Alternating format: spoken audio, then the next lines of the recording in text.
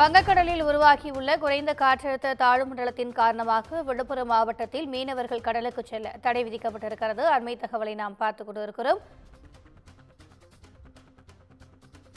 விழுப்புரம் மாவட்டம் மரக்காணம் மற்றும் அதனை சுற்றியுள்ள 19 கிராம மீனவர்கள் மீன்பிடிக்க தடையானது விதிக்கப்பட்டிருக்கிறது.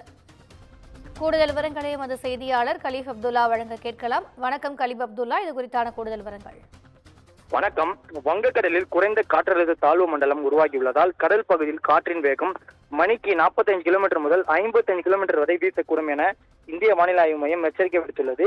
இதன் காரணமாக விழுப்புரம் மாவட்டத்தில் உள்ள கடலோர பகுதியான மரக்காணம் மற்றும் அதனை சுற்றியுள்ள எக்கியார் குப்பம், கைப்பனி குப்பம், கூனிமேடு குப்பம், அனுமந்தை குப்பம், மண்டவாய் குப்பம் உள்ளிட்ட 19 மீனவ கிராமங்களைச் சேர்ந்த 5000க்கும் மேற்பட்ட மீனவர்கள் இன்று முதல் மறு உத்தரவு வரை மீன் பிடிக்க கடலுக்கு செல்ல தடை விதித்தது. மேலும் விழுப்புரம் மாவட்டத்தில் மீன்வளத்துறை நேற்று உத்தரவை பிறப்பித்திருந்தது. அதன்படி விழுப்புரம் மாவட்டத்தில் உள்ள 19 மீனவ கிராமங்களில் உள்ள 5000க்கும் மேற்பட்ட மீனவர்கள் இன்று மீன் பிடிக்க கடலுக்கு செல்லவில்லை.